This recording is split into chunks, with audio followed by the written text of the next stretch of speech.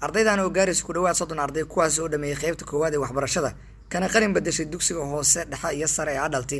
ahna dafcadii sideedaad ee ka baxay dugsigan ayaa munaasabad soo lagu qabtay iskuulka adalti commercial xaruntiisa xaafadda ka ah degmada Gurceel munaasabadan oo ahayd miseer sare loo soo agaasimay ayaa waxa ka soo qayb galay mas'uuliyiin kala duwan oo ka socday jaamacadaha degmada Gurceel iyo soo kala maamulka waxbarashada ee degmada ugu horeyn xafladan waxa ka hadlay qaar kamid ah ardayda qalin jabinaysay kuwaas oo madasha ka soo jeediyay khudbado kala duwan subaxii dilaaca waxaan daw ku marayaa inaan helo duruus iyo aqoon iga daahsoonay dugsiga ayaan ahaa dusha saarta buugta iyo boorsada duleelka leh waxay hooyaday deyn iyo u gashaa dabka iyo holaca dibka ay u dooratay inaan helo inaan door ku jeedsado naka hadaan nahay koonfurka dafcadii sideedaad ee hadda ka baxaya dugsigan adagtay waxaan naga rabaa dadaal aad u weyn waa soo dadaalnay haddana waxaan laga rabaa mid laba laaba waxaan na sugaaya imtixaankii dawladda federaalka marka fadhinooma yaallo waa inaan dadaalnaa marka qof kasta ku wacyigelin wuxuu ku leeyahay dadaal waxaasa ka dhimana qabso qofkii waxa ka dhiman ku sheego waa qof wacyigeliyay oo raba inaan meel ka soo baxdo berri marka waxa la rabaa adoo waxa la qof oo qor ku dhiibo qorigaas ma ku dhiibo hadduu xabad kugu diro karo meesha ku aad oo ku soo dagaalan haddii ku soo dagaalan weydo waa laga raayay haddii aad ku dagaalanto wixii berri laga rabaad keentana waa lagu farx dhamaan oo ku farxayaan waalidka iyo macallimiinta iyo qof kasta oo ku wacyigelin oo ku farxayaan qaar kamid ah bariyaasha wax ka dhiga dugsiga adalti ayaa ardaydan qalin bedelanaysa kula dardaarmay inay halkaas ka sii wadaan hayaankooda waxbarasho sadar muuqda su'aal ka dhanay Soomaalidu dhahdaa waxa hadda meeshaan maanta isugu yimid waxaan u maleeyaa waa ardada form 4 ka ah qalin jabintoodii iyo takharujkoodii iyo farxadoodii iyo rayrayntooda annaguna sidoo kale aan ula qaybsayno farxadda ay soo gaareen iyo guusha ay soo gaareen maantay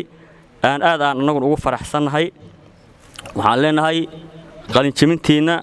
hambali ayaan leenahay wali oo hadda inii dhimayaa imtixaankii dawladda uu dhimay yahay oo wali aan ku jawafaan la faro kama qodno yiri wali hawshu waa fogtaha waaye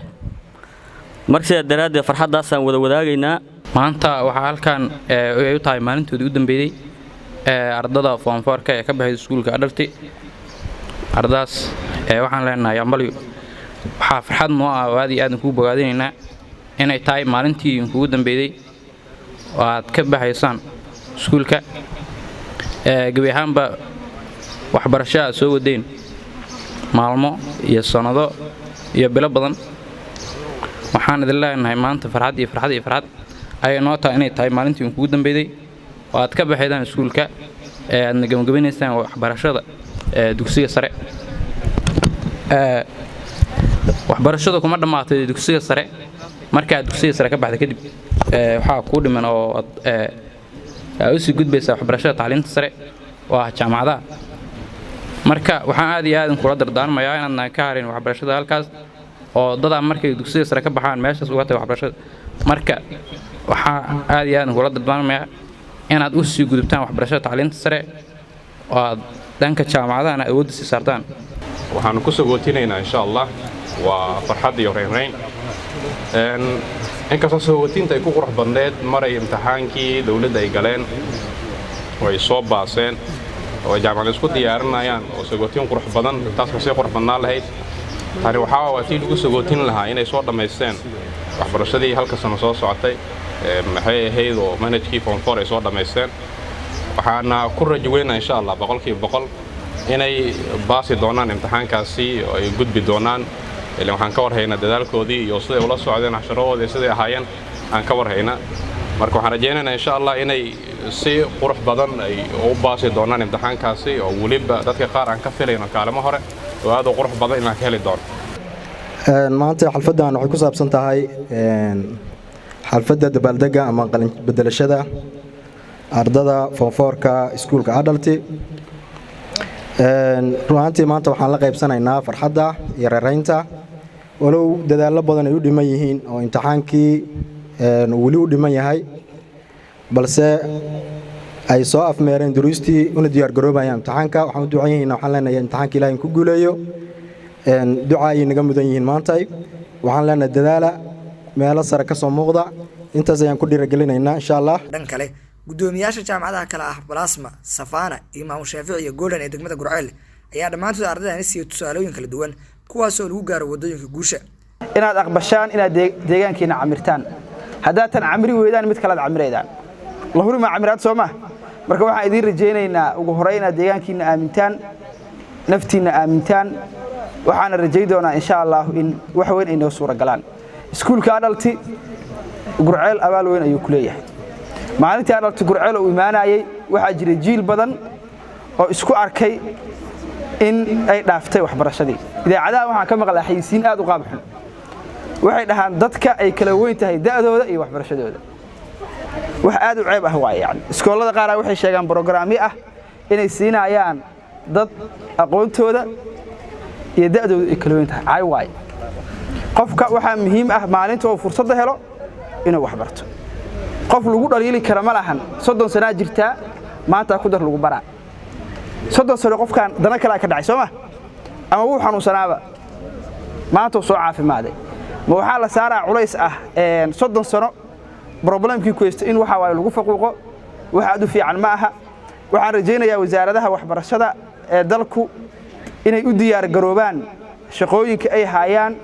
iskoolo formal ah oo caadi ah adaltaada qaabka uu shaqeeyo waa qaab formal ah iyo qaab kale oo ah informal marka waxaan rajaynaynaa wasaaradaha waxbarashadu inay ahaadaan kuwa aqbala wixii wanaagsanaa ee ka horeeyay qof walba akhriskiisa marka koowaad doo kaashado waxaa imaanaya qof diyaarsan oo dhammaystiran meesha ka soo baxay marka labaad jaamacadda Safana way idin soo dhaweynaysaa wayna maantii haddii ahaan lahaayeen diyaargarowga imtixaanada professionada inta badan waxyaabaha aan samayno waxaa ka mid ah xilliga ardayda imtixaanka ay galayaan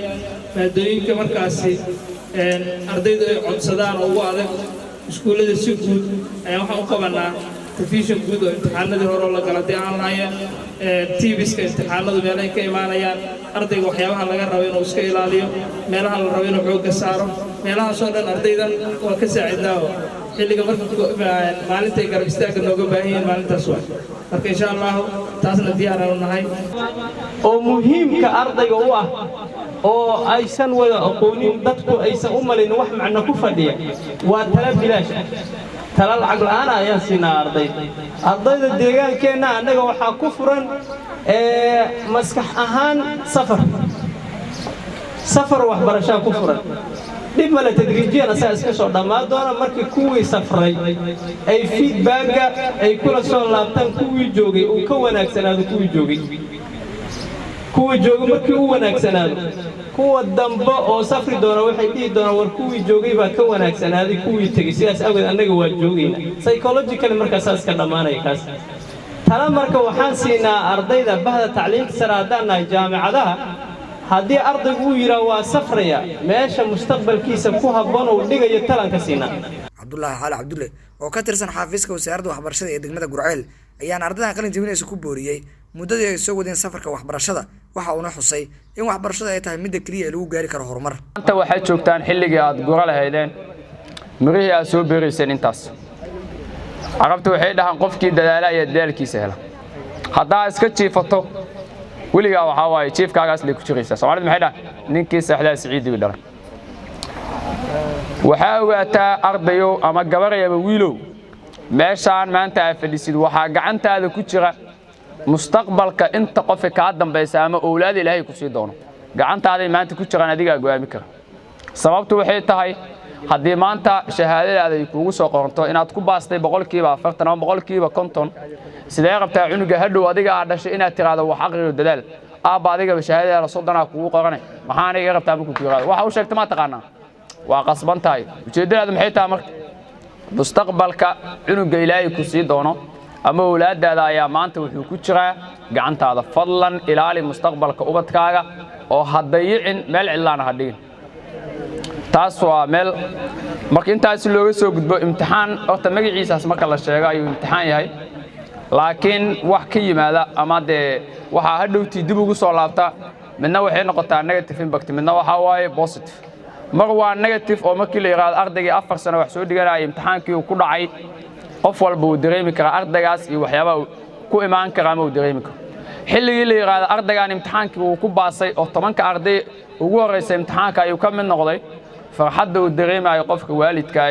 ama naxdinta maalinkaasi qofka waalidka uu dareemayo ardaydiina meeshaan fadhisay maanta loo hambalyeynaayo ay gacantiina ku jiraan ugu dambeyn maamulaha iskuulka hoose dhexe iyo sare adult commercial and secondary ustaad Abuukar Xaashi Xeefu ayaa munaasabada soo xiray طبعا فونفورka sanadkan qalin jibinaya waa dabcan foonfoorkii ugu horeeyay ee galmudug imtixaankii starlayska ay ku bilowday waa 4 sano oo dhameystiray dugsi sare ku soo qaateen insha Allah marka ilaahay waxaan ka rajaynaynaa maadaama waqti fiican u soo heleen karti dheerin ay leeyihiin insha Allah waxaan ka rajaynaynaa dhamaantood inay ka muuqan doonaan heerka uu sareeyay ilaa idinkiis inta kartida aan ku soo arnana insha Allah waa ay ka muuqataa dadaalkii macallimiintu ay gelisheen insha Allah soo uu miral doonaya insha Allah asagana rajaynaya waxaan leeyahay marka hambali hordhac insha Allah waad guuleysateen waana guuleysanaysaan ilaahay idinkiis waxaan rabaa marka inaan mar labaad hambali aan dhaano xafladda iyo damaashaadka ee farxadda waa in la qaybsanaynaa ilaahay idmo mar labaadna waa isla qaybsan doonaa insha Allah bil kariim xafladii weyn ee iskuulka markii ardayda sideedaadka oo ayaguna dafcadii sagaalaad ah imtixaanka laga soo wada laabto insha Allah xafladii guud insha Allah ayaan dilaayna ku doonashay doonaa dilaayna oo marka isagana dhammaan fasalada guud ahaan ah hadda waxaan doonashadayna waa fasalka 12aad ee dugsiga sare xafladda qiimaha badan ay soo qabaqaabiyeen dafcadan oo dafcadii sideedaad ee ka qalin bedelatay iskuulka adalti ayaa isku diyaarinaysa imtixaanka shahaadiga ee fasalka afraad ee dugsiga sare oo dhawaan ay qaadi doonto wasaaradda waxbarashada iyo tacliinta sare ee Soomaaliya